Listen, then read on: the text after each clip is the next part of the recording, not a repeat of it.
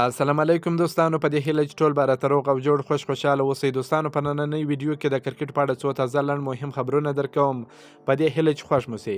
لومړی خبر دا چې 3 افغان لوبغاړي بنګلادیش ته ورسېدل. د حضرت الله عزازي په اړه باندې بد خبر، د ابراهیم ځدران په ریکارډ باندې او داسې نور. ویډیو تر اخره راسره وګورئ، انشاءالله پوره معلومات درکوم. محمد نبی، فضل حق فاروقي او عظمت الله عمرزی په BPL کې د ګډون لپاره بنگلادیش ته ولاړل. د افغانستان کرکټ ملي لوبډلې 3 ستوري لوبغاړي محمد نبی، فضل حق فاروقي او عظمت الله عمرزی د بنگلادیش په پریمیر لیګ کې د ګډون په مخه دغه هیواد ته ورسېدل. د افغانستان کرکټ ملي لوبډلې تکړه او تیز توپ اچوونکي فضل حق فاروقي او مخکښ آرلونډر به له کومیلا ویکټورینز لوبډلې سره پر روان پړاو کې ولوبېږي. عظمت الله عمرزی هم د بنگلادیش پریمیر لیګ کې د ګډون لپاره بنگلادیش ته ورسېدی چې په راتلونکي پړاو کې به د رنګپور رایډرز لوبډلې سره ولوبېږي. فضل حق فاروقي تر دې وړاندې د نړۍ په ګڼ شمېر لیګونو کې د لوبېدو تجربه لري. دا ځل د بنگلادیش پریمیر لیګ ته هم واخیستل سو چې له کومیلا ویکټورین لوبډلې سره به ولوبېږي.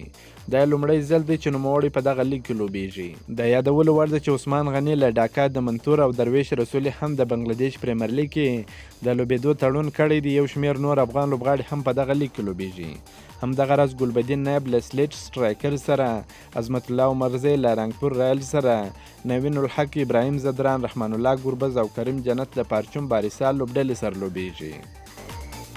ابراهیم ځدران په 2022 کال کې د زیاتو سلوزو جوړولو په برخه کې مخکښ و.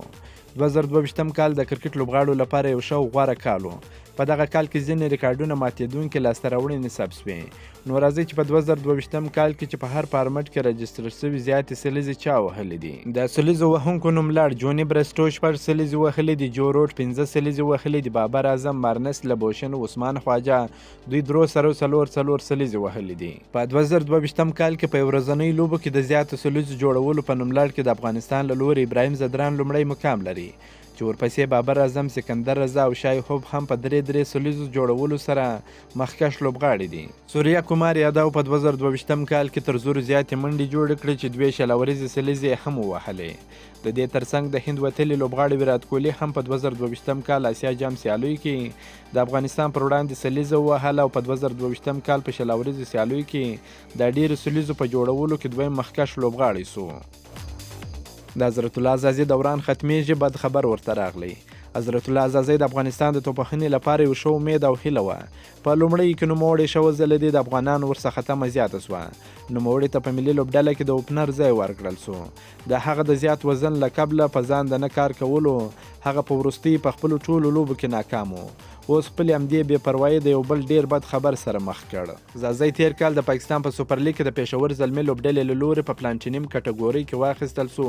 دا تر ټولو لوړه او قیمتي کټګورۍ ده، ځکه پېښور ټیم نه غوښتل چې بل څوک واخلي. خو سږکال پېښور ټیم هم بهر کړ او کوم بل ټیم هم ورسره قرارداد لاسلیک نه کړ. د دې لوی حالت دا دی چې پوس ول زازی صرف لیګ سایډ ته ښه توپ لوبولی سي، خو توپ اچوونکی هم سم د لاسه پوهېږي او نور خپل بال بدلوي. چې بال بدل کړي بیا نو زازی هم هغسې په 2-3 منډې اوټ سي. یعنی زازی جوړ بال وهلی سي چې هغه څوک نه ورته کوي، نور بس پکې هیڅ هم نسته. دی په ځان خواري نه کوي، د دې پر ځای چې خپل وزن کم کړي، وزن یې ورځ تر بلې نور هم زیاتېږي. دی هم د افغانستان د کرکټ لپاره یو خیال ماتونه سوه، اوس یې هم خپل راتلونکی خراب کړ. د پاکستان کرکټ بورډ په 2023 کال کې د خپلې لوبډلې لوبو مهالویش اعلان کړ چې په اګست میاشت کې به د افغانستان سره 3 ورځنۍ یا 500 ورځې لوبې ترسره کړي.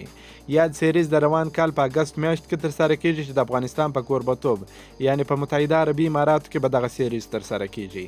خو د لوبو نیټه لا نه ده په ډاګه سوې چې په کم تاریخ به ترسره سي. که مو دا ویډیو خوښه سوې در سره لایک کړئ او د خپلو ملګرو سره هم شیر کړئ. که په دې چینل کې نوي یاست پوپل سپورټس در سره سبسکرایب کړئ. د نور تازه معلوماتو لپاره هم زموږ سره اوسئ. تر بلې ویډیو پر د الله پامان.